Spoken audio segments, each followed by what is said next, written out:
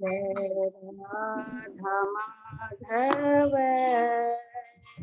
जय कुंज बिहारी, जय राधा माधव जय कुंज बिहारी, जय गोपी जन वल्लभ जय गिरिवर धारी, जय गिरिवर धारी,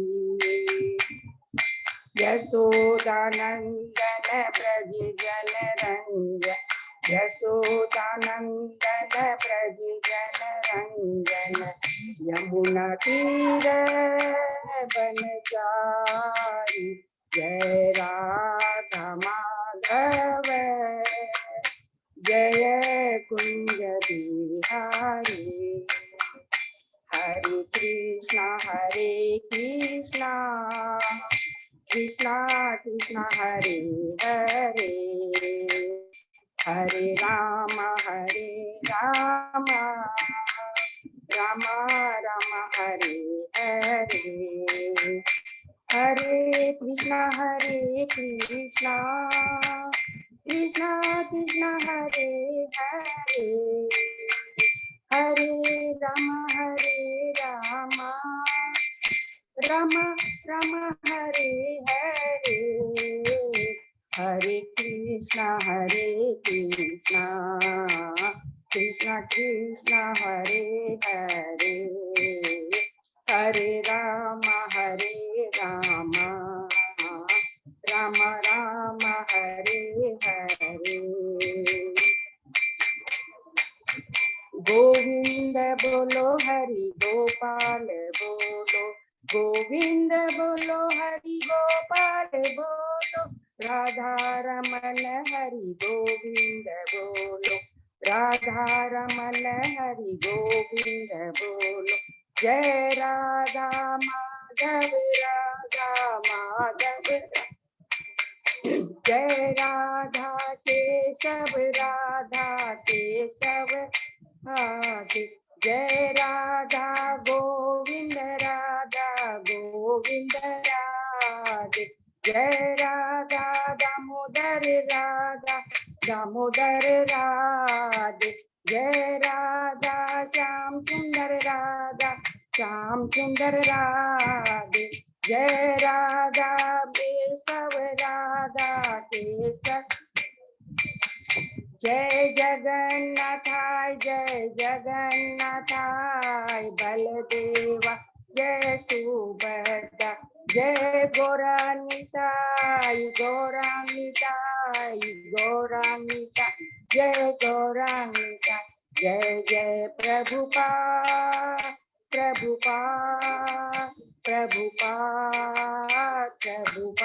जय जय गुरुदेव,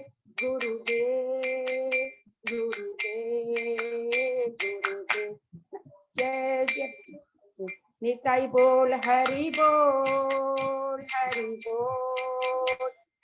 बोल। नाम संकीर्तन की जय, श्री प्रभुपाद की जय, हरे कृष्णा। हरि बोल। बहुत सुंदर माता जी, बहुत सुंदर, हरि हरि बोल। जोड़ी जी माता जी बहुत बहुत धन्यवाद। और अजय पौधा प्रभु को एक बार फिर धन्यवाद देते हैं। आज इसको नोएडा के थे प्रभु। हाँ प्रभु जी, नोएडा के। बहुत ही सुंदर है? बहुत ही सुंदर विग्रह, अलग अलग विग्रह का प्रभु दर्शन कराते हैं। बहुत बहुत धन्यवाद।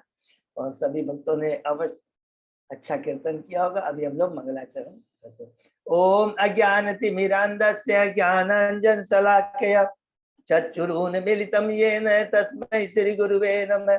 श्री चैतन्य मनोभीष्टं स्थापितं येन भूतले स्वयं रूप कदा मह्यं ददाति स्वपदान्तिकं। वन्देऽहं श्री गुरु वैष्णवांच श्री रूपं साग्रजातं सहगना रघुनाथं वितं तं सजीवं स्वादेतं सावभूतं परिजं सहितं कृष्ण चैतन्य देवं श्री राधा कृष्ण पादान सहगना ललिता श्री विशाखाभितांत च। नमो ओम विष्णुपादाय कृष्ण पृष्ठाय भूतले श्रीमते भक्ति वेदांत स्वामिन इति नामिने। नमस्ते सरस्वती देवे गौरवाणी प्रचारिणे निर्विशेषा शून्यवादी पाश्चात्य देश तारिणे वांछा कल्पतरुभ्यः कृपा सिंधुभ्य एव च पतितानां पावनेभ्यो वैष्णवेभ्यो नमो नमः। नमो महावदान्याय कृष्ण प्रेम प्रदायते कृष्णाय कृष्ण चैतन्य नामने गौरत्विषे नमः। हे कृष्ण करुणा सिंधु दीन बंधु जगतपते गोपेश गोपिका कांत राधा कांत नमस्तुते। तप्त कांचन गौरांगी राधे वृंदावनेश्वरी विश्वानुसुते देवी प्रणमामि हरिप्रिये। नीलांचल निवासाय नित्याय परमात्मने बलभद्र सुभद्रायां जगन्नाथाय ते नमः। जय श्री कृष्ण चैतन्य प्रभु नित्यानंद श्री अद्वैत गदाधर श्रीवासादि गौर भक्तवृंद। मुखं करोति वाचालं पंगुलंगे गिरिं यत्कृपातमहं वन्दे श्री गुरुं दीनतारिणं। परमानंद माधवं श्री चैतन्य ईश्वरं। हरे कृष्ण कृष्ण कृष्ण हरे हरे हरे राम राम राम हरे हरे। श्री श्री मंगलाचरण की जय। शिला प्रभुपाद की जय। हरे कृष्णा। आज के इस भागवतम चर्चा में कथा में सभी भक्तों का हार्दिक स्वागत है। सभी भक्तों के चरणों में मेरा सादर दंडवत प्रणाम है। गुरु आचार्य साधु भगवान श्री कृष्ण परम वैष्णव भागवतों की असीम कृपा से हम सब लोग भक्त मिल करके श्रीमद् भागवतम की चर्चा कर पा रहे हैं। अभी हम कैंटो 3 के 32 अध्याय में है, शीर्षक का कर्म बंधन। उसके पहले हमने जो 31 अध्याय कंप्लीट किए उसको हम लोग थोड़ा दोहरा लेते हैं। पहले अध्याय से लेकर चौथे अध्याय में विदुर जी और उद्धव जी के प्रश्न, विदुर जी के और उत्तर हैं उद्धव जी के, बहुत सुंदर है। 5वें 6ठे अध्याय में जब उद्धव जी विदुर जी को भेज देते हैं किसके पास? मैत्रेय मुनि के पास में, जो कि हरिद्वार में गंगा नदी के तट पे रहते हैं। तो वहां से विदुर जी अब किससे प्रश्न करते हैं? मैत्रेय मुनि से। 5वां और 6वां अध्याय, 5वें अध्याय में जीव के बारे में प्रश्न करते हैं और 6वें अध्याय में, माने 5वें 6वें में दोनों मिलाकर हमने सृष्टि के बारे में, सर्ग के बारे में वो पूछते हैं। तो यह सर्ग के बारे में पूछते हैं, ठीक है ना, ये बहुत इंपॉर्टेंट है। 7वें अध्याय में फिर प्रश्न करते हैं ईश्वर तत्व जीव तत्व के बारे में। और 8वें अध्याय से शुरू होता है, क्योंकि अब सर्ग खत्म हो गया है तो विसर्ग शुरू होने वाला है। ब्रह्मा जी अब सृष्टि करेंगे, अब उसके लिए ब्रह्मा जी का प्राकट्य होता है 8वें अध्याय। 9वें अध्याय में ब्रह्मा जी विसर्ग सृष्टि करने के पहले भगवान से प्रार्थना करते, आशीर्वाद लेते अपने पिता गर्भोदक्षाई विष्णु से। 10वें अध्याय में हमने प्राकृतिक वैकृतिक सृष्टि के बारे में संक्षेप में पुनः। 11वें अध्याय में परमाणु से काल की गणना, जिसके अंदर हमने समय के बारे में, युगों के बारे में, मनवंतर के बारे में और कल्प के बारे में पढ़ा। 12वें अध्याय में अब चूंकि ब्रह्मा जी का प्रकट हो चुका है, अब उनकी सृष्टि शुरू होती है। 12वें अध्याय से शुरू होती है। वास्तव में ये विसर्ग शुरू होता है सृष्टि 12वें अध्याय से। ब्रह्मा जी शुरू करते हैं पहले अविद्या, 5 अविद्या को, तमः मोह, महामोह, तमिश्रम, अंधतमिश्रम। उसके बाद में प्रथम उनके जो पुत्र हैं चतुष्कुमार है, उसके बाद में रुद्र, उसके बाद में उन्होंने पुनः 10 पुत्रों को उत्पन्न किया, जिसमें 9 ऋषि मुनि और एक नारद जी है। और अंत में कपल को उत्पन्न करते हैं स्वयंभु मनु और शतरूपा। और यहाँ से ही पूरा याद रखेंगे कि पूरा हम लोग जाएंगे, ये जो स्वयंभु मनु से इनके पूरे वंश शुरू होता है। पूरा कैंटो 5 के 15वें अध्याय तक जाएंगे, जिसमें स्वयंभु मनु की 5 संतानों का वर्णन होगा। और अभी हम लोग किसका वर्णन सुन रहे हैं? देहूति, जो उनकी संतान है, उसके बारे में। उसके बाद में हम लोग 13वें अध्याय में प्रवेश करते हैं। बड़ा भगवान का अवतार के बारे में पढ़ा, जिसमें किस प्रकार वो पृथ्वी का उद्धार करते हैं। किस लिए करते हैं उद्धार? क्योंकि सृष्टि करनी है, और उस जब सृष्टि करने के लिए पृथ्वी चाहिए। स्वयंभु मनु, जब प्रथम मनु देखते अरे सृष्टि तो है नहीं, पृथ्वी तो है नहीं, तो तुरंत वो अपने पिता, उसको कहते हैं ब्रह्मा जी को कहते हैं, ब्रह्मा जी तुरंत उनकी नासिका से, क्योंकि भगवान तो बहुत कृपालु है, अंतर्यामी है, तुरंत वराह भगवान उनकी नासिका से उत्पन्न होते हैं, पृथ्वी का उद्धार करते हैं, जिनका नाम है श्वेत वराह। नील वराह, रक्त वराह के बारे में भी पढ़ा संक्षेप में, जो कि किस पर हिरण्याक्ष तो भगवान मार करके मुक्ति प्रदान करते हैं। 14वें अध्याय में प्रवेश करते हैं। हम कश्यप मुनि और माता दीति के संध्या समय जो माता दीति गर्भ धारण करते उसके बारे में पढ़ा, और किस प्रकार वो पश्चाताप करती है, क्योंकि उनके गर्भ में कब आते हैं उनके संतान, संध्या के समय। उस समय चेतना कलुषित रहती है, पश्चाताप करती है। कश्यप मुनि ने ढांढस बंधाते कि कोई बात नहीं है, गलती है, भौतिक जगत में माया का प्रभाव है, भगवान तुम्हारे स्वयं भगवान तुम्हारे पुत्र का उद्धार करेंगे और प्रहलाद जैसा महान भक्त तुम्हारा पौत्र होगा। 15वें अध्याय में शीर्षक है ईश्वर के साम्राज्य का वर्णन, जिसमें ब्रह्मा जी देवताओं के जो दुविधा है, भय को दूर करते हैं कि पूरा वातावरण कलुषित कैसे हो गया, भयानक कैसे हो गया। तब पूरी कहानी, पूरी लीला सुनाते हैं कि किस प्रकार चतुष कुमार उनके जो प्रथम पुत्र हैं, किनके, ब्रह्मा जी के, बैकुंठ लोग जाते हैं, 7वें द्वार में प्रवेश करना चाहते हैं, द्वारपाल रोक देते हैं, वो कुपित हो जाते हैं और अभिशाप देते हैं। भगवान स्वयं आते हैं लक्ष्मी जी के साथ और अपने दासों की गलती के लिए क्षमा चाहते हैं। 16वें अध्याय में प्रवेश करते हैं चतुष कुमारों द्वारा द्वारपालों को अभिशाप, जिसमें भगवान पहले कहते हैं कि ये तो मेरी ही लीला थी। इस 17 से 19 में हमने किसके बारे में पढ़ा, हिरण्याक्ष और वराह भगवान के बारे में। 17वें अध्याय में हिरण्याक्ष का जन्म होता है, 18वें अध्याय में युद्ध होता है उनका वराह भगवान से, और 19वें अध्याय में भगवान वराह को मारकर उससे मुक्ति प्रदान करते हैं। 20वें अध्याय में हमने फिर सर्ग और विसर्ग के बारे में संक्षेप में पढ़ा, और 21वें अध्याय से शुरू होता है स्वयंभू मनु की प्रथम संतान माता देहूति और कर्दम मुनि का गृहस्थ जीवन। 21वां अध्याय का शीर्षक है स्वयंभू मनु और कर्दम मुनि का संवाद, कि किस प्रकार भगवान की इच्छा के अनुसार, इसमें याद कर थोड़ा, और इसमें भगवान की इच्छा के अनुसार सृष्टि करना है, किसके, ब्रह्मा जी के द्वारा। ब्रह्मा जी ने अपना काम कर दिया, पहले ही उनके जो वो कपल उत्पन्न हो गए हैं, हरि बोल, हरि कृष्णा, कपल उत्पन्न होते हैं, उनसे अब सृष्टि शुरू हो रही है। तो 21 से माता देहूति तो स्वयंभू मनु और कर्दम मुनि का संवाद है, जिसके अंदर में कर्दम मुनि किस प्रकार 10,000 वर्षों तक तपस्या करते हैं, भगवान को खुश करते हैं, और भगवान उनकी इच्छा पूर्ति करने के लिए कहते हैं कि स्वयं स्वयंभू मनु अपनी पुत्री और पत्नी को लेकर आएंगे। स्वयंभू मनु आते हैं, और किस प्रकार हमने पढ़ा, कर्दम मुनि अपने गेस्ट का, अपने अतिथि का स्वागत करते हैं। 22वें अध्याय में प्रवेश करते हैं, जिसमें शीर्षक है देहूति माता और कर्दम मुनि का परिणय, उनका ब्याह होता है। तो किस प्रकार स्वयंभू मनु प्रार्थना करते हैं कर्दम मुनि को कि आप तो ब्राह्मण हैं, भगवान के मुख हैं, आप ही बताते हैं कि एक राजा का, राजर्षि का क्या कर्तव्य होता है। अगर आप गाइड नहीं करेंगे तो ये समाज की व्यवस्था अस्त व्यस्त हो जाएगी।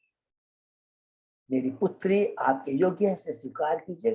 कर्दम मुनि भगवान की इच्छा को ध्यान में रखते हुए, क्योंकि ये भगवान की ही बनाई हुई पूरी ये है भगवान ने व्यवस्था बनाई है, तुरंत स्वीकार करते हैं।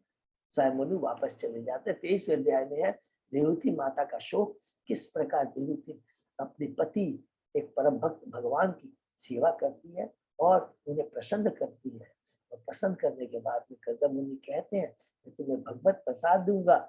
लेकिन कर्दम मुनि चाहते हैं कि वो अपनी पत्नी से, एक परम भक्त से सुने कि वो उत्तर देती है, नहीं, तुम्हें हमें भगवान की इच्छा को पूरी करनी है हमें, इसलिए मुझे आप माँ बनने का सौभाग्य प्रदान कीजिए।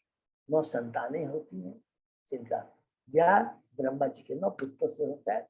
कर्दम मुनि वापस चले जाना चाहते हैं, उन्हें रोकती है, अरे अभी तक तो मैंने अपना जीवन भौतिक भोग में बिताया है, आप मेरी जितनी भी शंकाएं हैं उसे दूर कीजिए, जो मेरी वासना है उसको दूर कीजिए। 24वें अध्याय में प्रवेश करते हैं। शीर्षक कर्दम मुनि का वैराग्य, जिसके अंदर कर्दम मुनि आश्वासन देते हैं माता देवती को कि स्वयं भगवान तुम्हारे पुत्र के रूप में प्रकट होंगे और तुम्हारे संशय को दूर कर देंगे, अज्ञानता संशय को अपने ज्ञान की तलवार से छिन्न भिन्न कर देंगे। स्वयं ब्रह्मा जी आते हैं।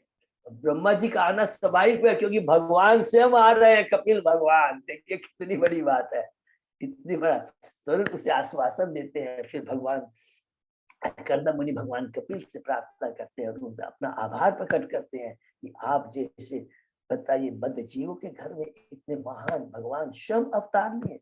भगवान कहते हैं मैं भक्तों की जो मैं वाणी, जो मैं अपने वचन है भक्तों को जो देता हूँ उसे पूरा करता हूँ।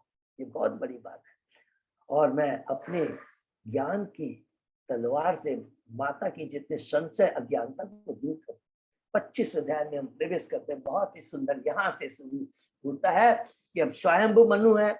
देखिए ब्रह्मा जी है, विसर्ग सृष्टि करने जा रहे हैं। उसके लिए उन्होंने कपल स्वयंभू मनु शतरूपा को दिया। फिर उनसे 5 संतानें हुई है। इन संतानों से, इन 5 संतानों से पूरी सृष्टि कैसे भर रही है, तो सबसे पहले देहूति का हमने पढ़ा। अब देहूति भगवान कपिल से शिक्षा ले रही है। हम बद्ध जीवों के लिए वो बता रही है कि जीवन का परम लक्ष्य क्या है। एक एक तत्वगात शीर्षक क्या है कि भगवान कपिल द्वारा माता देवहूति को सांख्य योग, सांख्य दर्शन डिटेल में, मैंने डिटेल में बताया। पहला अध्याय 25 में पूछती है, शीर्षक है भक्ति योग की महिमा। मैं और मेरा की जो कलुषित चेतना से मैं ग्रसित हूँ, दूषित हो गई हूँ, इससे मुक्त होने का, इस कलुषित चेतना को साफ करने का उपाय क्या है? भगवान कहते हैं एकमात्र उपाय है भगवान की भक्ति। और भक्ति भक्तों के संग करनी चाहिए। कि बोलती है कि हमारी भक्ति कैसी होनी चाहिए, कहते हैं हमारी भक्ति कैसी होनी, तीव्र भक्ति, भाव भक्ति होनी चाहिए। 26 अध्याय में प्रवेश करते हैं। शीर्षक है प्रकृति के मूल सिद्धांत। इसमें भगवान कपिल स्वयं कहते हैं, हे माता देवती, मैं भगवान की परम विधियों के बारे में बताऊंगा। उनकी क्या क्या बताते हैं, भगवान कौन है, जीव कौन है और प्रकृति कौन है। भगवान परमेश्वर है, जीव उनकी आत्मा है। भगवान इस भौतिक जगत में अपनी बहिरंगा शक्ति से पहले जगत को प्रकट करते हैं, आते हैं, लेकिन उसमें लिप्त नहीं होते। लेकिन जीव चूंकि भोगना चाहता है, इसलिए भगवान को ये बहिरंगा शक्ति के माध्यम से भौतिक जगत को बनाना पड़ता है। जीव आता है और उसमें बंध जाता है। ये है जीव की स्थिति और ये परमेश्वर की। और प्रकृति के बारे में, चूंकि जीव भोगना चाहता है तो भोगेगा कहाँ, तो भगवान को ये दृश्य जगत बनाना पड़ता है। तो फिर प्रकृति के बारे में बहुत डिटेल में बता दिया कि किस प्रकार प्रकृति पुरुषावतार को दक्षाई विष्णु से होती है। हमने पूरा अच्छे से पढ़ा, प्रधान, तत्व, मिथ्या, अहंकार करके एकदम पूरा एकदम साइंटिफिक है। प्रकृति क्यों बनी, जीव भोगना चाहता है और भगवान हर जीव की इच्छा को पूरा करते हैं। ये हो गया प्रकृति के मूल सिद्धांत ज्ञान। उसके बाद में हम लोग 27 अध्याय में पढ़ते हैं, जाते हैं प्रकृति का ज्ञान, जिसमें जीव तत्व के बारे में पढ़ा हमने बहुत डिटेल में। जीव सूर्य के समान है, वो बंधता नहीं है, वो तो एक हीरे के समान है, सोने के समान है, जो अपनी चमक को कभी नहीं खोता। लेकिन भौतिक जगत रूपी गटर में आने के बाद कीचड़ लगने से वो क्या है, उसकी चमक दब जाती है, खोती नहीं है। फिर वो कहते हैं कि ये जो चमक है, जो भौतिक जगत के प्रति आकर्षण, क्या ये परमानेंट? मतलब बिल्कुल नहीं। भगवान की भक्ति कर कर कर करके, कृष्ण के नाम गुण नाम का संकीर्तन कर कर करके, ये जो भौतिकता का, ये 3 गुणों का जो प्रभाव है उसको नष्ट कर देता है। 3 गुणों से जीव ऊपर चला जाता है, दिव्य स्थिति में आ जाता है। भगवान की भक्ति के अलावा कुछ नहीं चाहता, न ब्रह्मा का पद, न स्वर्ग का सुख, न अष्ट सिद्धियां। 28वें अध्याय में हम लोग प्रवेश करते हैं। भक्ति साधने के लिए भगवान कपिल के आदेश, इसके अंदर में हमने अष्टांग योग के बारे में बहुत डिटेल में पढ़ा। यम, नियम, आसन, प्राणायाम, प्रत्याहार, धारणा, ध्यान और समाधि। धारणा की, देखिए ये याद रखें, उसी चीज को अभी अंत में 23वें अध्याय 32वें अध्याय में भगवान कपिल बोल रहे हैं कि कितना मेहनत करना पड़ता है। पहले तो इंद्रियों को बस में करो, इंद्रियों को इंद्रिय विषय से हटाना। यम, नियम, आसन, प्राणायाम, प्रत्याहार, और उसके बाद में ध्यान धारणा ध्यान के माध्यम से हृदय में विराजित भगवान जो चतुर्भुजधारी है, 8 इंची के है, कैंटो 2 के दूसरे अध्याय में हमने पढ़ा था, उनके एक एक अंगों का ध्यान करता है, तब उसका भगवान के प्रति आकर्षण होता है। और अभी भी शेष नहीं हुआ, अब आकर्षण के बाद उसे भगवान की भक्ति करनी पड़ेगी। ये याद रखे, एक एक चीज को अच्छी।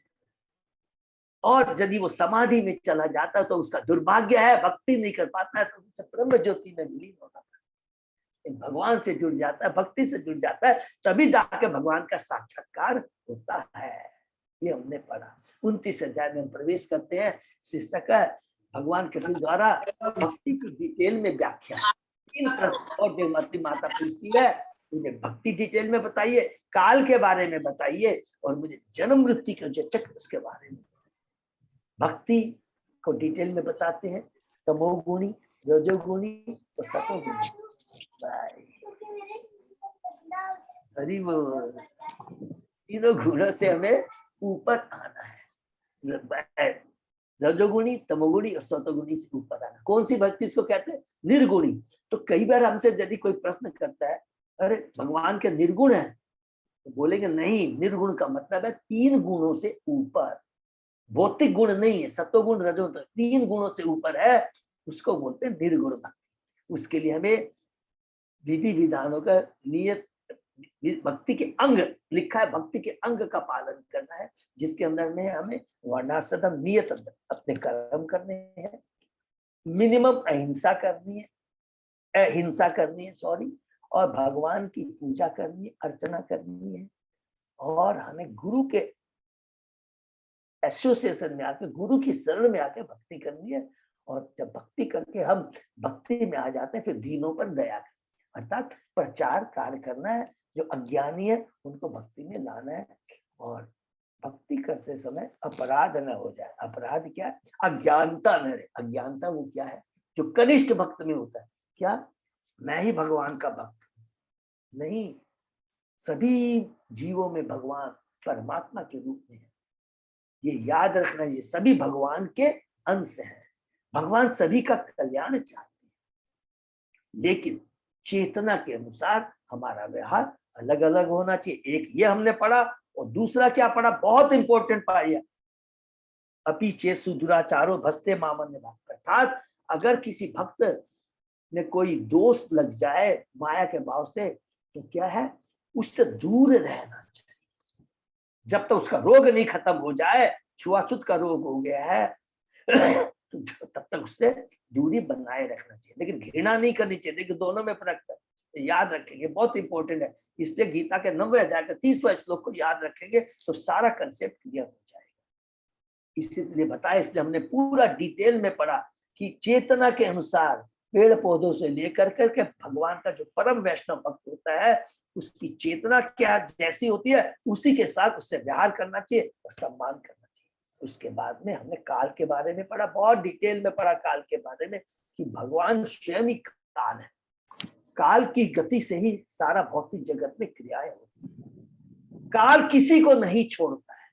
जो कुछ भी भौतिक चीजें हमने अर्जित की है, इज्जत, समाधि, इज्जत, उपाधि, धन, वो काल एक समय आने पर उसे हर लेता है। लेकिन काल एक चीज को टच नहीं कर पाता है, तो भगवान की भक्ति उसके साथ ही जाती है। ये हमने पढ़ा। 30वें अध्याय में प्रवेश करते हैं। भगवान कपिल द्वारा विपरीत कर्मों का वर्णन बहुत इंपॉर्टेंट है, कि किस प्रकार जीव भौतिक जगत में आता है। भौतिक चेतना के चलते वो केवल भूल जाता है कि काल एक एक क्षण उसकी मृत्यु को हर रहा है। केवल अपने परिवार के लिए, देश के लिए, समाज के लिए रात दिन खटनी करता है, धन अर्जित कर सकता है, उपाधि प्राप्त कर सकता है, संबंध को प्रेममय बना सकता है, लेकिन है तो क्या है, ये सब टेम्परेरी। और किसके लिए कर रहा है? भौतिक शरीर के लिए। और वो भौतिक शरीर जो समय के बाद नष्ट हो जाएगा, उसके लिए वो कुकर्म भी करता है। लेकिन समय लिमिट है, बूढ़ा हो जाता है। किसान जैसे अपने बूढ़े बैलों को कोई अनदेखा कर देता है, उसकी भी वही अवस्था स्थिति हो जाती है। एक समय आता है, शरीर छोड़ देता है, यमदूत के सिपाही आते हैं, कुत्ते की तरह कुत्ते उसको काटते हैं, उसके कुकर्मों को याद दिलाते हैं और फिर नरक में जाता है, यातनाएं भोगता है, मनुष्य शरीर नहीं मिलता है। कर्म के अनुसार, कुक अनुसार उसे 84 लाख योनि में घूमना पड़ता है, उसके बाद में उसे मनुष्य शरीर प्राप्त होता है। लेकिन प्रभुपाद जी इस अध्याय के अंतिम श्लोक में बहुत सुंदर बात कहते हैं, लेकिन जिसने भक्ति की है उसके लिए ये एप्लीकेबल नहीं है। उसके लिए दो चीज गारंटी है, क्या? मनुष्य जीवन गारंटेड है, और दूसरा भक्ति उसने जहां खत्म किया उससे आगे वो भक्ति करेगा। ये दो चीजें गारंटेड है। इससे बड़ा और भगवान भक्ति का वरदान क्या हो सकता है? हम लोग प्रवेश करते 31 अध्याय में जीवों की गतियों के बारे में। मृत्यु के बाद मनुष्य जन्म जब लेता है तो किस तरह माँ के गर्भ में आता है और धीरे धीरे धीरे धीरे कैसे उसका ग्रोथ होता है। माँ उसे शरीर प्रदान करती है, माँ जो कुछ खाती है वही उसे खाना पड़ता है। माँ तीता खाती है तो उसको बहुत कष्ट होता है, क्योंकि वो गंदे स्थान में रहता है, वह कीड़े भी जन्मते हैं और उसके भाई भाई। 7वें महीने में जब उसको चेतना आती है तो वह भगवान से प्रार्थना करता है, मैं अपनी आप हे प्रभु आपकी विस्मृति के चलते ये मेरी दशा है, मैं आपको प्रॉमिस करता हूँ कि मैं जैसे निकलूंगा आपकी भक्ति कर कर करके अब इस भौतिक जगत में नहीं होगा। लेकिन जैसे ही भौतिक जगत में आता है, जो कुछ प्रॉमिस किया रहता है सब कुछ भूल जाता है, धक्के मार के माँ के गर्भ से निकाला जाता है। पुनः वही अपने जीवन में धीरे धीरे बड़ा होता जाता है, किशोर होता है, और उसी प्रकार 3 गुणों के प्रभाव में लगकर वही भौतिक चीजों के प्रति वो आसक्त हो जाता है और वही जन्म मृत्यु का चक्र चलता रहता है। जब उसके जो कर्म फल भोगे थे वो खत्म जितने हो जाते हैं उसको मृत्यु कहते हैं, और अभी भी कुछ बाकी है, और जो कर्म का फल भोगना बाकी है उसके लिए पुनः उससे जन्म लेना पड़ता है, जिसे जन्म कहते हैं, और यही है जन्म मृत्यु का चक्र। लेकिन प्रभुपाद जी यहाँ पर भाई भगवान कपिल एक लास्ट में कहते हैं कि इस संसार में कैसे विचरण करना चाहिए, हमें जानना है, अपनी असली प्रकृति को जानना है कि जीवन स्वरूप कृष्ण नित्य दास, और उस चीज को ध्यान में रखते हुए वैराग्य माने वैराग्य की चेतना, वैराग्य चेतना रखते हुए अर्थात भौतिक आसक्ति से मुक्त होते हुए अपने उद्देश्य को ध्यान में रखते हुए, उद्देश्य क्या है? मैं भगवान का नित्य दास हूं और भगवान के धाम को प्राप्त करना है, उस चीज को ध्यान रख करके उसे कर्म करना चाहिए, और एकमात्र वो कर्म है भक्ति के कर्म, तभी हमारा कल्याण संभव है। 32वें अध्याय में प्रवेश करते हैं, कर्म बंधन। यहाँ पर जन्म मृत्यु के बारे में बताने के बाद में यहाँ पर भगवान कपिल बताते हैं गृह मेधि के बारे में। स्टार्टिंग ही करते हैं गृह मेधि और गृहस्थ कौन। गृह मेधि एकमात्र केवल आर्थिक उन्नति के लिए कर्म करता है, और वो आर्थिक उन्नति के लिए जो कर्म करता है, जो धार्मिक कार्य करता है। कौन से धार्मिक कार्य? देवताओं की पूजा, पितरों की पूजा, यज्ञ करता है, और यज्ञ करने के बाद जो भी उससे मिलता है उसी को भोगने में वो व्यस्त रहता है, और वही उसके बंधन का कारण है जन्म। लेकिन जो भगवान गृहस्थ होता है वो गृहस्थ में रहकर भगवान को केंद्र में रखकर अपने जीवन यापन, भले ही हम अपने कर्मों के अनुसार ब्रह्म लोक तक चले जाए, लेकिन वहां भी विनाश है। बहुत सुंदर बात कहते हैं, जितने भी हम ब्रह्म लोक तक भी चले जाएंगे उनको वापस यहाँ पर आना था। ब्रह्मा जैसे देवता, सनत कुमार जैसे ऋषि, मरीचि, सबको ब्रह्म लोक तक भी चले जाए, अगर वो भक्ति नहीं करते हैं तो उन्हें वह वापस आना पड़ता है। इसलिए अंत में यहाँ पर कहते हैं, हम लोगों ने जो पढ़ा कि कपिल कहते हैं, हे माता, इसलिए मैं तुम्हें कहता हूँ भगवान की शरण ग्रहण करे, और जिसमें उनके जो चरण है पूजनीय है।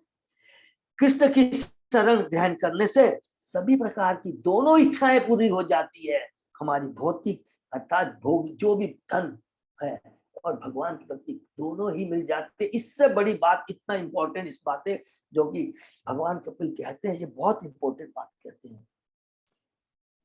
भक्ति के बारे में फिर कहते हैं कि भक्त की किसी भी वस्तु के प्रति आसक्ति नहीं होती है, वो जो कुछ कार्य करता है, चाहे वो प्रिय हो या अप्रिय हो, वो केवल भगवान की तुष्टि के लिए कार्य करता है। फिर कल हम लोगों ने जो पढ़ा बहुत ही इंपॉर्टेंट है। लेकिन जो अध्यात्म से विमुख हो जाते हैं, भगवान की विमुक्ति से मुक्त हो जाते हैं, उनके लिए कहते हैं वो मूर्ख है।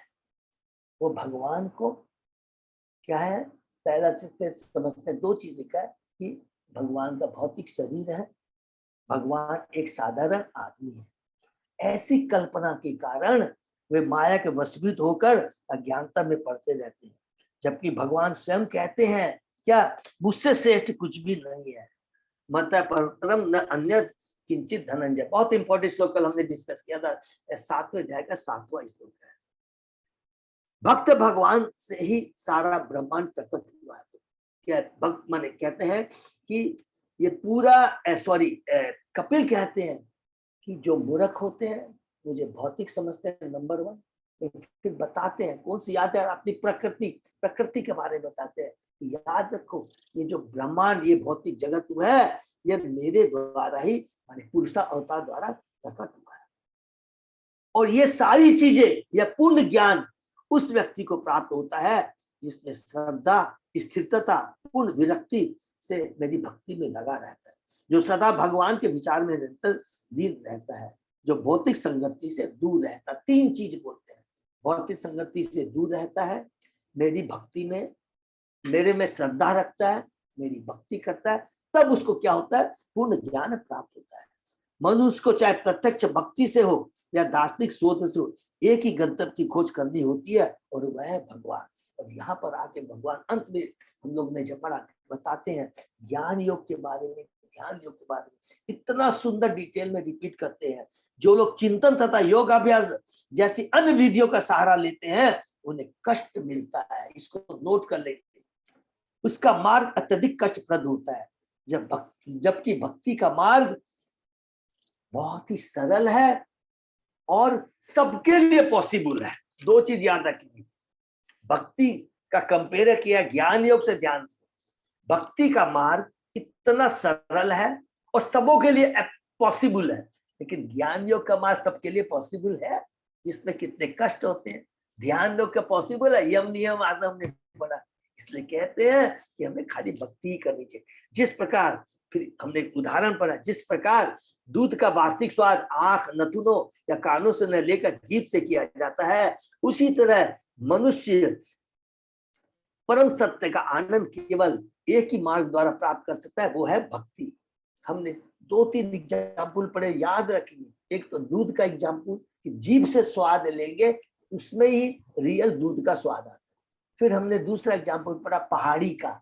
पहाड़ी को दूर से देखते हैं तो छोटा सा डल्ला दिखता है, फिर जैसे जैसे बगल में आते हैं तो वो दूर से देखते हैं तो क्या लगता है, भगवान निराकार है।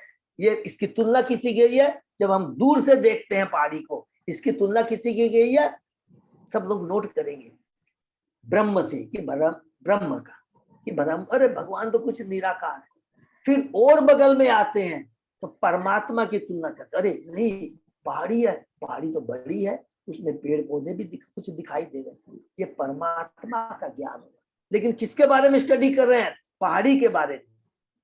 और जब नजदीक में चल जाते, पहाड़ी पर चढ़ जाते, तो अरे पहाड़ी ऐसी है, फूल पौधे सब कुछ इसके अंदर में है, ये है भगवान का ज्ञान।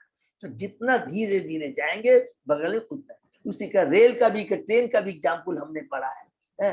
ट्रेन दूर से दिखाई देती है, अरे एक तो कुछ रोशनी दिखाई देती है, फिर और बगल में जाते तो डब्बे दिखाई देते हैं, एकदम जब बगल में स्टेशन में आ जाती है, ओ डब्बे भी है, उसमें यात्री भी है, सब कुछ ही है।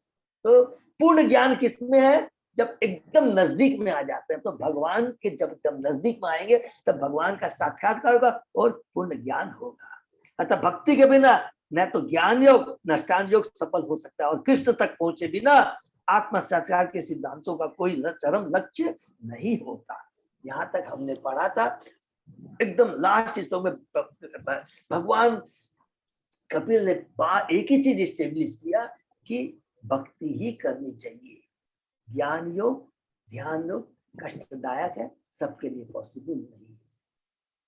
और उनको भी अगर भगवान से जुड़ना है तो ज्ञानियों को भी ध्यानियों को भी भक्ति ही करनी पड़ेगी, अदरवाइज भगवान का साक्षात्कार नहीं हो सकता। इसके आगे हम लोग आज पढ़ते हैं। ओम नमो भगवते वासुदेवाय, ओम नमो भगवते वासुदेवाय, ओम नमो भगवते वासुदेवाय।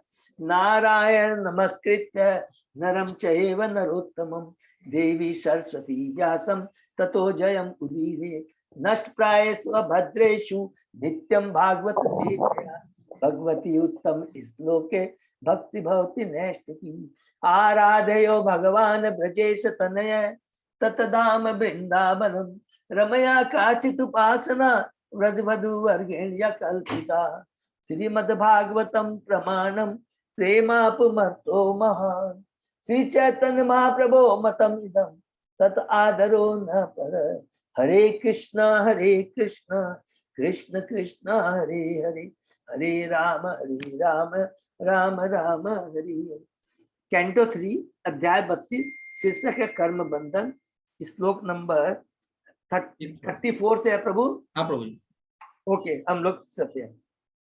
क्रिया क्रतुभि दाने तपस्वाध्याय मर्शने, आत्मेन्द्रिय जयेन अपि संन्यासेन च कर्मणां, योगेन विविध अंगेन भक्ति च एव हि, धर्मेण उभय चिन्हेन य प्रवृत्ति निवृत्तिमान। आत्म तत्व अवबोधेन वैराग्येन दृढ़ेन च इहते भगवान एवि गुणे, निर्गुण स्वाधिक निर्गुण स्वाधिक। सकाम कर्म तथा यज्ञ संपन्न करके, दान देकर, तपस्या कर करके, विविध साहित्य के अध्ययन से, ज्ञान योग से, मन के निग्रह से, इंद्रियों के दमन से, संन्यास ग्रहण करके तथा अपने आश्रम के कर्तव्यों का निवार कर करके, योग की विभिन्न विधियों को संपन्न करके, भक्ति करके तथा आसक्ति और विरक्ति के लक्षणों से युक्त भक्ति योग को प्रकट करके, आत्म साक्षात्कार के विज्ञान को जान करके तथा प्रबल वैराग्य भाव जागृत करके, आत्म साक्षात्कार की विभिन्न विधियों को समझने में अत्यंत पटु व्यक्ति उस रूप में भगवान का साक्षात्कार करता है, जैसा कि वे भौतिक जगत में तथा अध्यात्म में निरूपित किए जाते हैं। हरि बोल। तात्पर्य बहुत इंपॉर्टेंस को ध्यान से पढ़ेंगे। जैसा कि पिछले श्लोक में बताया गया है, शास्त्रों के नियमों का पालन करना होता है। नियत कर हमने पढ़ा है, हमने बताया है। किसमें कहते हैं भगवान? जब 29वें अध्याय में कहते हैं कि भगवान भक्ति की डिटेल में व्याख्या करते हैं, ठीक है ना। तो हमें क्या है, तमोगुणी, रजोगुणी, सतोगुणी से ऊपर निर्गुण भक्ति करनी चाहिए। उसके लिए हमें भक्ति के अंगों का पालन करना पड़ता है। तो उसमें क्या है, हमें शास्त्रों के नियमों का पालन करना होता है। विभिन्न वर्णाश्रम में व्यक्तियों के लिए भिन्न भिन्न कार्य बताए गए। यहाँ बताया गया कि सकाम कर्म तथा यज्ञ करना और दान देना, यह गृहस्थाश्रम के कर्म। आश्रम 4 है, ब्रह्मचर्य, गृहस्थ, वानप्रस्थ तथा संन्यास। गृहस्थों के लिए यज्ञ करने, दान देने तथा नियत कर्मों से कर्म करने की संस्कृति की गई है। उसी प्रकार तपस्या, वेद अध्ययन तथा ज्ञान की खोज, ये वानप्रस्थों के लिए। ब्रह्मचारी या वटु के लिए प्रामाणिक गुरु के से वेदों का अध्ययन करने बताया गया है। माने अलग अलग ब्रह्मचर्य, गृहस्थ, संन्यास और वानप्रस्थ के लिए। जो सन्यासी है उनके लिए आत्मेंद्रिय जय अर्थात मन का निरोध तथा इंद्रियों को वश में करना होता है। ये विभिन्न कार्य भिन्न भिन्न व्यक्तियों के लिए, जिससे वे आत्म साध के पद पर उठे, जहां से वे कृष्ण चेतना या भक्ति को प्राप्त हो। भक्ति योगेन चैव ही का अर्थ यह है कि श्लोक 34 के अनुसार जो भी करनी है, चाहे वह योग हो या यज्ञ, कर्म, वेदाध्ययन या संन्यास ग्रहण, क्योंकि यहाँ 3 श्लोक है ना, इसलिए 34वें श्लोक का बता रहा है, उसे भक्ति योग में संपन्न करना चाहिए। चैव ही शब्द संस्कृत व्याकरण के अनुसार बताते हैं कि मनुष्य को ये सारे कार्य भक्ति के साथ साथ करने चाहिए, अन्यथा इन कार्यों का कोई फल नहीं प्राप्त होगा। कोई भी नियत कर्म भगवान के लिए होना चाहिए, बहुत इंपॉर्टेंट है।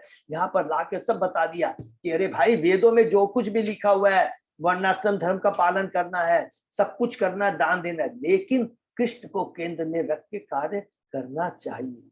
अन्यथा कोई भी न भगवान के, क्योंकि सारे कर्म यदि भगवान के लिए नहीं होंगे तो हम क्या कहलाएंगे? क्रिय मेधी कहलाएंगे। क्योंकि बिना भक्ति के जितने भी हम दान पुण्य यज्ञ कर लेंगे, जन्म मृत्यु का जो चक्कर है चलता रहेगा। इसीलिए कोई भी नियत कर्म भगवान के लिए होना चाहिए। हरि बोल। इसकी पुष्टि भगवत गीता में 90 अध्याय के 27 श्लोक, यत करोसि यत हिसासि यत हसोसि ददासि यत, बहुत इंपॉर्टेंट श्लोक है। तुम जो भी करो, जो भी खाओ, जो भी यज्ञ करो, जो भी तपस्या करो और जो भी दान दो, उन सब का फल परमेश्वर को दिया जाना चाहिए। कृष्ण को केंद्र में रख के ही सारे कार्य होने चाहिए। यहाँ पर एव शब्द जोड़ दिया गया है जो यह बताता कि ये कर्म इस तरह अवश्य किए जाए। जब हम सारे कर्मों के साथ भक्ति नहीं, जब तक सारे कर्मों के साथ भक्ति नहीं की जाती तब तक वांछित फल नहीं मिलता, किंतु जब हर कार्य में भक्ति योग प्रधानता मिलती है तो अंतिम लक्ष्य अवश्य प्राप्त होता है। वांछित फल नहीं मिलता। सबको क्लियर है? वांछित फल माने भगवान की भक्ति, भगवान का नाम, भगवान की सेवा और भगवान की कृपा नहीं मिलेगी। मनुष्य को भगवान कृष्ण तक पहुंचना होता है। ये क्या है? लक्ष्य।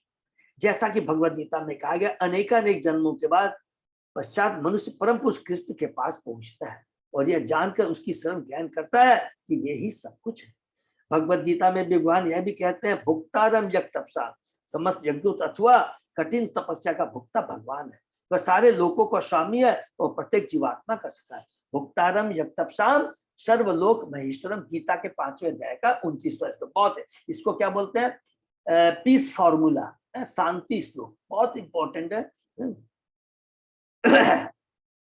धर्मिणो भय चिह्न का अर्थ है कि भक्ति योग के 2 लक्षण है, भगवान के प्रति आसक्ति तथा समस्त भौतिक संबंधों से विरक्ति। हरि बोल। भक्ति से क्या चीज आती है? भौतिक चीजों के प्रति अनासक्ति, अलग से कुछ नहीं करना पड़ता, याद रखेंगे। और भगवान के प्रति आसक्ति। जिस प्रकार भोजन करते हुए 2 प्रकार के कार्य होते हैं, उसी तरह भक्ति योग की प्रगति के 2 लक्षण होते हैं। भोजन करने से भूखे आदमी को शक्ति तथा संतोष मिलता है और साथ ही अधिक भोजन करने से विरक्ति हो जाती है। हरि बोल। इस प्रकार क्योंकि अगर आप बहुत ज्यादा भोजन करेंगे उसके बाद में आपको देंगे भी किसी भी की तो आप नहीं खाएंगे। इस प्रकार भक्ति करने से वास्तविक ज्ञान प्राप्त होता है और मनुष्य समस्त भौतिक कार्यों से विरक्त हो जाता है। भक्ति के द्वारा पदार्थ से जैसी विरक्ति तथा परमेश्वर के प्रति आसक्ति उत्पन्न होती है, वह अन्य किसी कर्म से नहीं हो पाती। इसको प्लीज अंडरलाइन कर लेंगे। और कोई भी ऐसा ज्ञान योग या माने बहुत डिफिकल्ट है, मन इधर उधर भटकता रहेगा। हम जितना भी प्राणायाम ये कर लेंगे, मन इधर उधर भटकता रहेगा। लेकिन यदि इंद्रियों को भगवान की सेवा में लगा देंगे तो इधर उधर मन नहीं भटकेगा। परमेश्वर के प्रति आसक्ति को बढ़ाने की 9 विभिन्न विधियां हैं जो कि हमको मालूम। 9 विधि: श्रवण कीर्तन स्मरण पूजन, सेवा सख्य भाव प्रार्थना, सर्वस्व अर्पण तथा भगवान के चरण कमलों की सेवा। वैराग्य उत्पन्न करने वाली विद्या श्लोक 36 में बताई गई है। अभी हम लोग मनुष्य अपने नियत कार्यों को संपन्न करके तथा यज्ञ द्वारा स्वर्गलोक जैसे उच्च लोक को प्राप्त कर सकता है। जब संन्यास ग्रहण करके मनुष्य ऐसी इच्छाओं से ऊपर उठ जाता है तो वह परमेश्वर से ब्रह्म स्वरूप को समझ सकता है। और जब तक वह अपनी वास्तविक स्वाभाविक स्थिति देख लेता है तो वह अन्य किसी विधियों को देख लेता है और तब शुद्ध भक्त की अवस्था में स्थित होता है। उस समय वह भगवान को समझ सकता है। हरि बोल। परम पुरुष का ज्ञान आत्म तत्व बोध कहलाता है। यदि कोई सचमुच अपनी स्वाभाविक स्थिति को परमेश्वर के शाश्वत दास के रूप में समझ जाता है, क्या जीवन स्वरूप और कृष्ण नित्य दास, तो वह संसार की सेवा से विरक्त हो जाता है। प्रत्येक व्यक्ति किसी न किसी प्रकार की सेवा में लगा है। ये हमने पढ़ा है भगवत गीता में बहुत डिटेल में। जीव का स्वाभाविक है कि सनातन धर्म क्या है? सेवा करना। लेकिन उसे जानना होता है किसकी सेवा करनी चाहिए। ये किससे प्राप्त होता है? गुरु से, शास्त्रों से मालूम होता है कि वास्तविक सेवा किसकी करनी है? भगवान की सेवा करनी।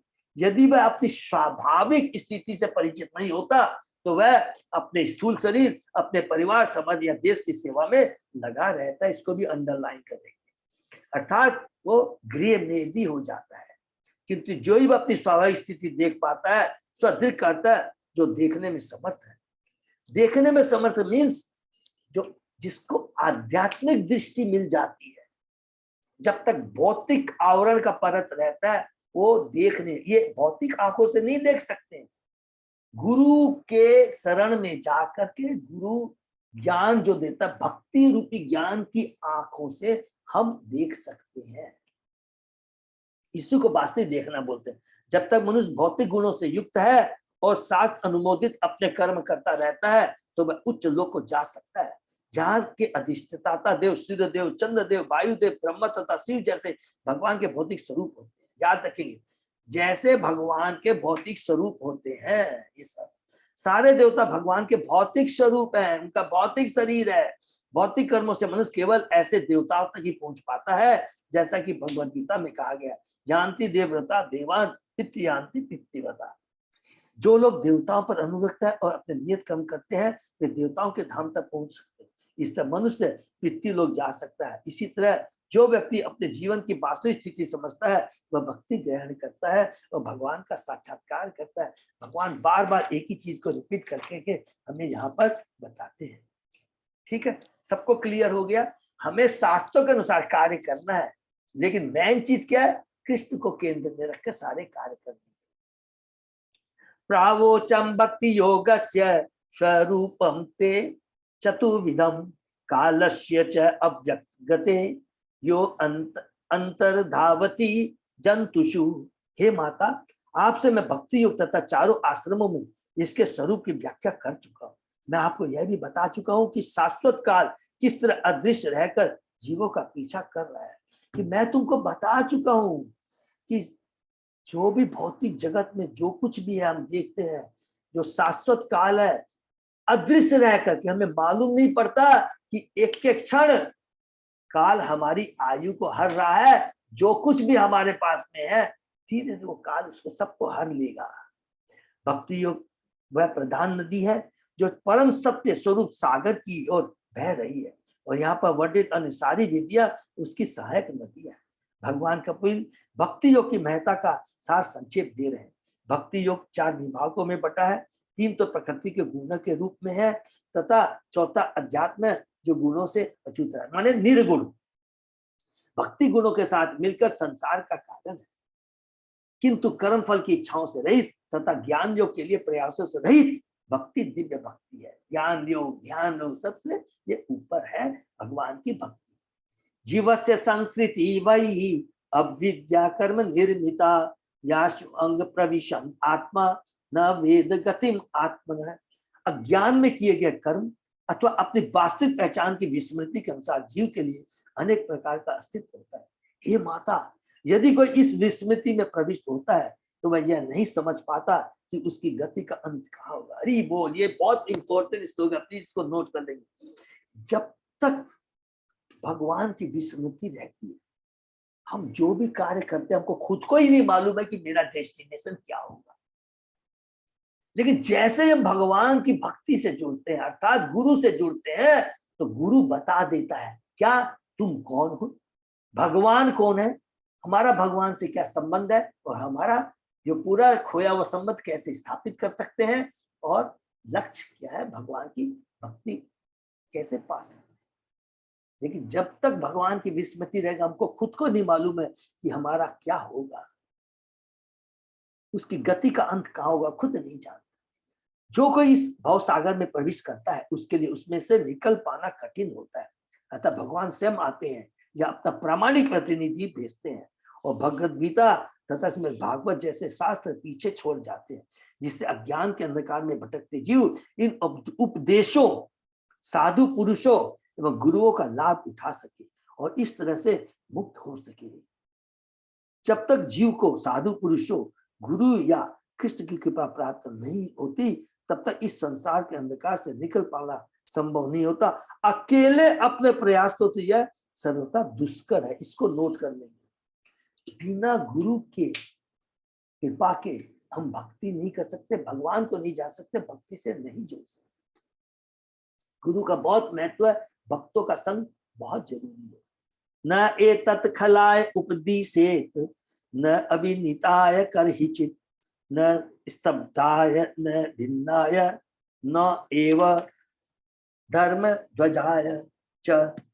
भगवान कपिल ने कहा यह उपदेश, अब देखिए भगवान यहाँ बता रहे हैं ये कि किसके लिए ये उपदेश है, किसके लिए नहीं है।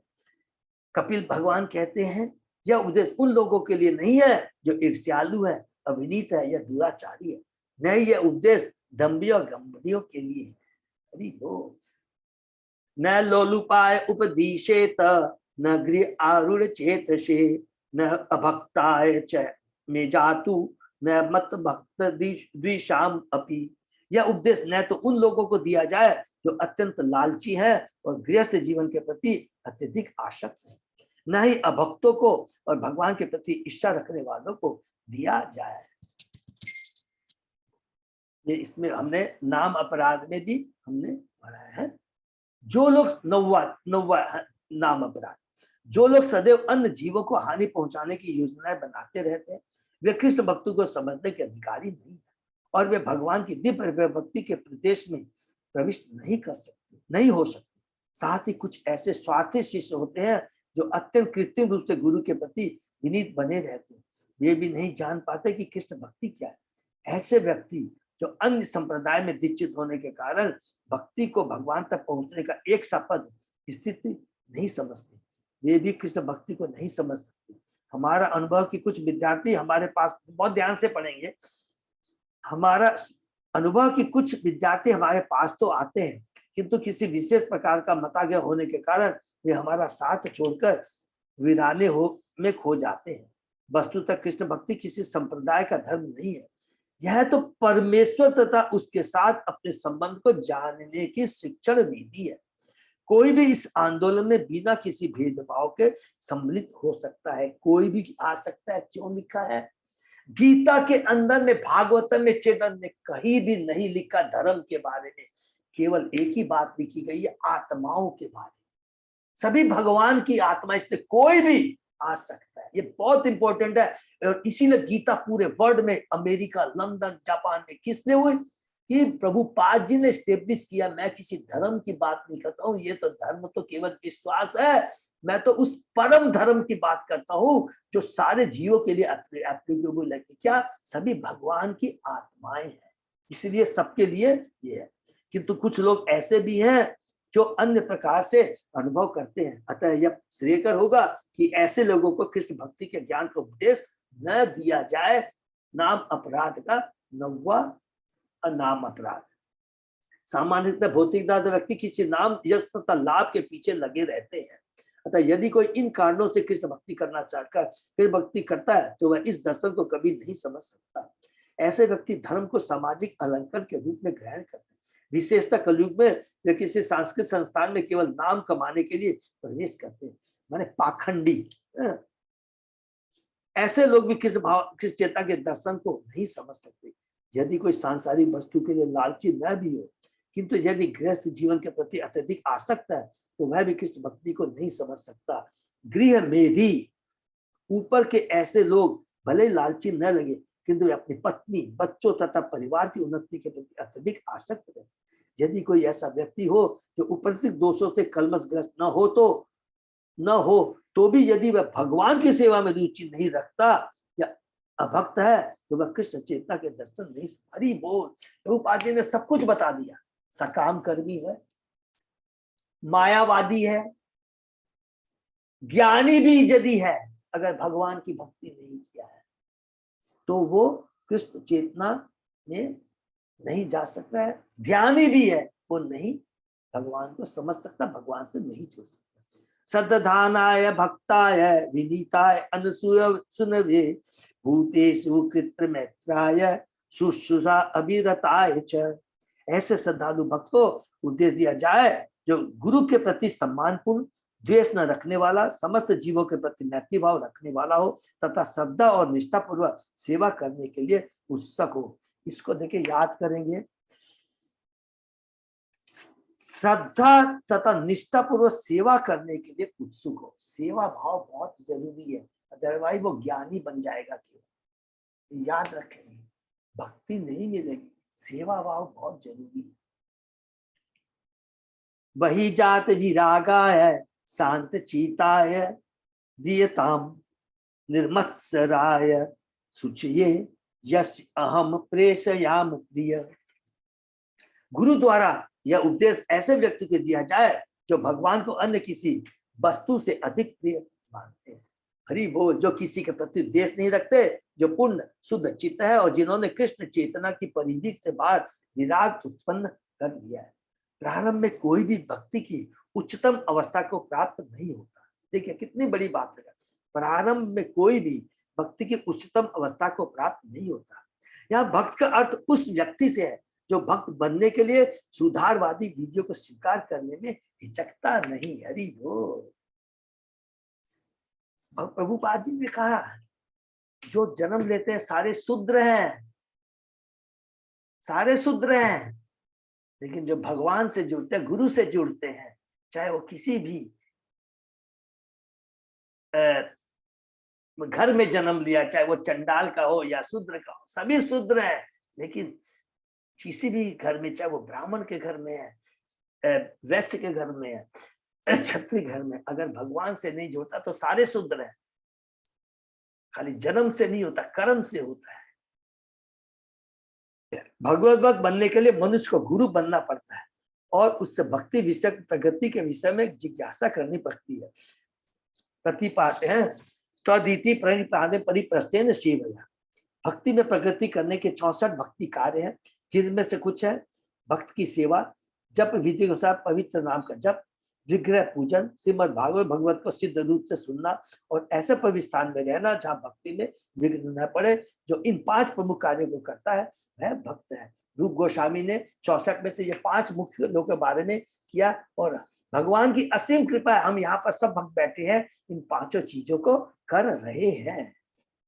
प्रभु जी अभी हम लोगों को भक्ति रसामृत सिंधु में ये सिखाया जा रहा है कि 64 भक्ति होती है। यस माता जी, बिल्कुल, ये बहुत इंपॉर्टेंट है। भक्ति रसामृत सिंधु में सब कुछ, अन्य अभिलाषिता शून्य सब कुछ मिलेगा आपको, एकदम भुक्ति भुक्ति सब। इतना सुंदर है भक्ति रसामृत सिंधु। मनुष्य को चाहिए कि वह गुरु का यथेष्ट सम्मान करे, उसे अपने गुरु भाइयों के प्रति द्वेष नहीं रखना चाहिए, अपितु यदि वे अधिक प्रबुद्ध है और किस बात में बड़ा चला है तो उसे गुरु तुल्य मानना चाहिए। हरि बोल। और ऐसे गुरु भाइयों को उन्नति करते देखकर प्रसन्न होना चाहिए। भक्त को चाहिए कि जनता को कृष्ण भक्ति का उपदेश देने में अत्यंत दयालु बने। हमने कहाँ पढ़ा था? भक्ति के अंग में पढ़ा था ना, दीन होना चाहिए। दीन का मतलब जो अज्ञानी है उनको भगवान की भक्ति दे, यही सबसे बड़ा दान है, यही सबसे बड़ी दया है, यही सबसे बड़ा कृपालु है। क्योंकि माया के पास से निकलने का एकमात्र समाधान यही है, क्या? भगवान की भक्ति। यही वास्तविक लोक कल्याण है, क्योंकि उन लोगों के प्रति दया दिखाने की यही विधि है जिन्हें इसकी आवश्यकता है। हरि बोल। इसको नोट कर लेंगे प्लीज। है सुसुसाभीरताय शब्द उस व्यक्ति का सूचक है जो गुरु की सेवा में श्रद्धा पूर्वक निरत रहता है। गुरु की समस्त प्रकार से सेवा की जानी चाहिए और सारी सुविधाएं प्रदान की जानी चाहिए। बहिर्जात विरागाय शब्द उस व्यक्ति का सूचक है जिसने आंतरिक तथा बाह्य भौतिक कामनाओं से वैराग्य ग्रहण कर लिया है। वह कृष्ण भक्ति से संबंध न रखने वाले कार्यकलापों से विरत तो है ही, साथ ही उसे आंतरिक रूप से भौतिक जीवन से विमुख होना चाहिए। ऐसे व्यक्ति को ईर्ष्या रहित होना चाहिए और सभी जीवों की, न केवल मनुष्यों की अपितु उनके अतिरिक्त सारे जीवों की कल्याण कामना करनी चाहिए। सुचय का अर्थ है भीतर और बाहर से शुद्ध व्यक्ति। अंतर और बाहर से शुद्ध बनने के लिए मनुष्य को बहुत ध्यान से पढ़ेंगे। अंतर और बाहर से शुद्ध करने के लिए मनुष्य को भगवान कृष्ण या विष्णु के पवित्र नाम का कीर्तन करना चाहिए। देखिए, हम जितने भी कुछ कर लेंगे, जितना भी वेद पाठ कर लेंगे, देवताओं की पूजा कर लेंगे, कुछ भी कर लेंगे, सतोगुणी पर लेवल पे भी पहुंच जाएंगे। भक्ति ही एकमात्र ऐसी है जो हमारी चेतना को इतना सुंदर करती है, माने हमारी कलुषिता को जड़ से उखाड़ देती है। एक बार भक्ति कर देते हैं तो फिर हमारे में कलुषिता नहीं आती, ये गारंटी है। हो सकता है कि धीरे धीरे धीरे हमारा शुद्धिकरण हो, लेकिन हमारी कलुषिता को, दोषों को जड़ से उखाड़ देती है। अदरवाइज इसके अलावा भक्ति के अलावा कोई भी ऐसी शक्ति नहीं है जो मनुष्य के जो कुकर्म, जो की जो इच्छाएं, कुसित इच्छाएं, दूषित इच्छाएं, उसको जड़ से उखाड़। एकमात्र यह हरिनाम के जप। इसलिए कहा गया है कि भक्ति के अलावा हम जो भी कार्य करते हैं उसको कौन सा स्नान बोलते हैं? हाथी का स्नान। क्या होता है? हाथी क्या करता है? जाता है, नहाता है, आता है, फिर धूल अपने ऊपर कर लेता है। हम क्या करते हैं? अरे पाप हो गए, चलो इसकी पूजा कर लें, ये पूजा कर लेंगे, यज्ञ कर लेंगे, कोई बात नहीं है, प्रायश्चित हो जाएगा। लेकिन फिर पाप करने की प्रवृत्ति जाग जाती है। एकमात्र ऐसी भक्ति है जो हमारी पाप करने की प्रवृत्ति को जड़ से नष्ट कर देती है, बाहर अंदर से हमें प्योर एकदम शुद्ध बना देती है। दियताम से बताता है कि कृष्ण भक्ति ज्ञान गुरु द्वारा दी जाना चाहिए। गुरु को चाहिए कि अयोग्य शिष्य को स्वीकार न करे। हरि बोल। स्वयं व्यावसायिक न बने और अर्थ लाभ के लिए शिष्य न बनाए। माने एक दिन में ही मैं पाखंडी है कि मैं तुमको पैसे के स्वार्थ से शिष्य बनाते हैं, लेकिन न तो वो खुद भक्ति में है, न भक्त को भक्ति में ला सकते हैं, बल्कि और दोनों का ही पतन होता है। प्रामाणिक गुरु को चाहिए कि वह उस व्यक्ति के प्रामाणिक गुणों को देखे जिसे वह दीक्षित करने चाह रहा है।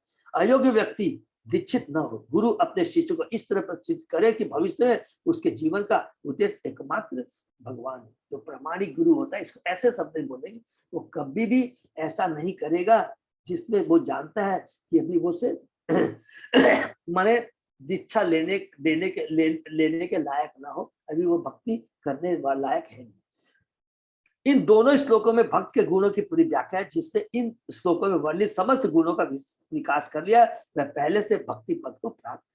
यदि उसने इन सारे गुणों को विकसित नहीं किया है तो उसे अब भी इन प्रतिबंधों को पूरा करना होगा, जिससे वह कुशल भक्त बन सके। हरि बोल।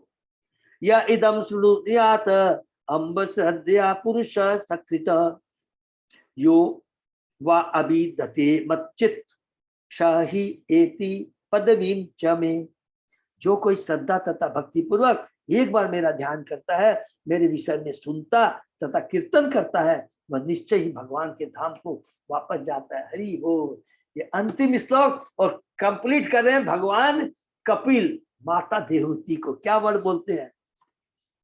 जो कोई श्रद्धा तथा भक्ति एक बार मेरा ध्यान करता है, इसको एक वर्ड को याद रखें, एक बार मेरा ध्यान करता, एक बार मेरे विषय में सुनता तथा कीर्तन करता है, वह निश्चय भगवान के धाम को वापस। एक बार हम इच्छा करते हैं, व्यक्त करेंगे, विश्वास कीजिए, हृदय से इच्छा करेंगे, नाटकबाजी से नहीं। अरे मैं भी दिखाऊंगा भक्ति कर रहा हूं लोग मेरे, नहीं, हृदय से श्रद्धा से एक बार इच्छा व्यक्त कीजिएगा, बाकी का सारा काम भगवान कपिल कर देंगे, ये गारंटी देते। क्या? गुरु को मिला देंगे, भक्तों से मिला देंगे, भक्तों का संग दिला देंगे, और फिर हमारा भगवान के धाम निश्चित हो जाए। हरे कृष्णा। तो यहीं पर हम लोगों ने पूरा किया 32वां अध्याय, जिसके अंदर में 1 मिनट और लेंगे कि देहूति माता के 7 प्रश्न पूरे हुए। मैं और मेरी कलुषित चेतना से ग्रस्त हूं, इसे मुझे बताइए कैसे इससे मुक्त हूं, और मुझे भक्ति कैसी करनी चाहिए। यह 25वें अध्याय में हमने डिटेल में पढ़ा। 26वें अध्याय में हम लोगों ने ज्ञान योग के बारे में, 26 और 27 अध्याय में ईश्वर तत्व, जीव तत्व प्रकट। 28वें अध्याय में हमने ध्यान योग के बारे में पढ़ा। 29वें अध्याय में हमने भक्ति, प्योर भक्ति कैसी होती उसके बारे में पढ़ा। काल के बारे में हमने पढ़ा और मृत्यु चक्र के बारे में पढ़ा। सबको पढ़ने के बाद में भक्ति को सबसे सर्वोत्तम एस्टेब्लिश किया गया, और उसकी तुलना हमने की ज्ञान योग से और ध्यान योग से। ब्रह्म परमात्मा साक्षात्कार से तुलना किया। ब्रह्म साक्षात्कार क्या है? भगवान का आंशिक ज्ञान। ध्यान योग भी क्या है? इसके माध्यम से हम भक्ति योग में जुड़ सकते हैं, लेकिन कंडीशन क्या है? इस रास्ते से भी जाएंगे तो भक्ति से जुड़ना पड़ेगा, अदरवाइज हमारा क्या होगा? ब्रह्म ज्योति में जाके विलीन होना पड़ेगा। और इसको सारी भक्ति करने के लिए कहते हैं कि जीव की चेतना पाखंडी चेतना नहीं होनी चाहिए।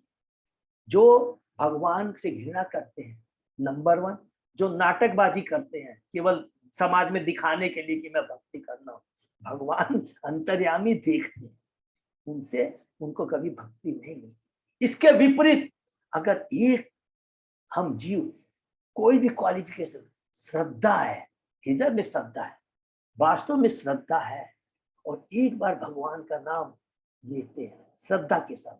बाकी सारी मैंने ये भी नहीं बोला खाली बहुत, एक बार यदि श्रद्धा के साथ में हम रखते हैं तो स्वयं भगवान सारी व्यवस्था कर देंगे और हमारा धाम निश्चित हो जाएगा। हरि बोल।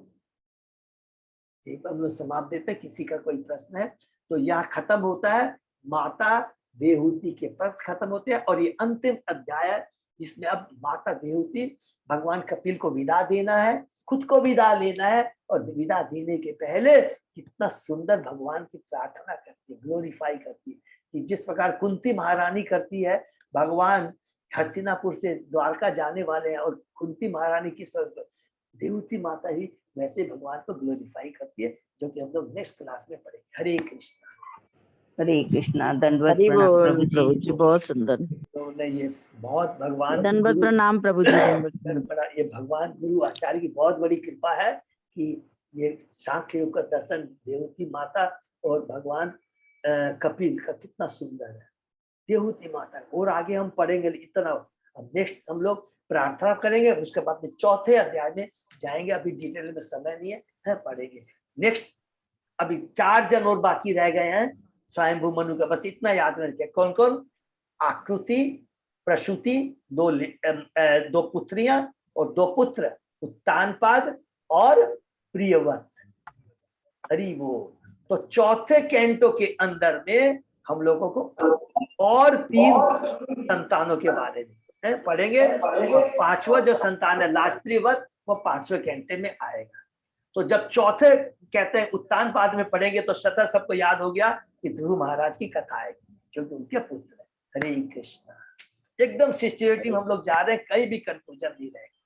किसी का कोई प्रश्न तो पूछ सकते हैं। हरे कृष्णा। दंडवत प्रणाम। और जैसे कि मैंने कल बताया था, आज फिर से एक बार लीडरों से रिक्वेस्ट है कि थोड़ा सा हमको थोड़ा बता देंगे, पोस्ट कर देंगे कि किस किस ग्रुप से कितने भक्त आ रहे हैं। तो है तो उसमें दे सकते हैं, हमारे जगन्नाथ कोर कमेटी में भी दे सकते हैं और जय जगन्नाथ में भी दे सकते हैं, जैसे भी। ठीक है, आज दे देंगे प्रभु। आज दे देंगे तो क्या फिर प्रभु जी हमारे तो ग्रुप से 14-15 जन हो जाएंगे नेचुरल सिटी से। तो हरी बोल, बहुत अच्छा है माता जी। है बिल्कुल। मैंने भक्ति वेश में लिख भी दिया था प्रभु जी। अच्छा, वो मैंने देखा नहीं, सॉरी। तो जय जगन्नाथ में ठीक है माता जी, आपका मैंने नोट कर लिया। ठीक है, हरे कृष्णा।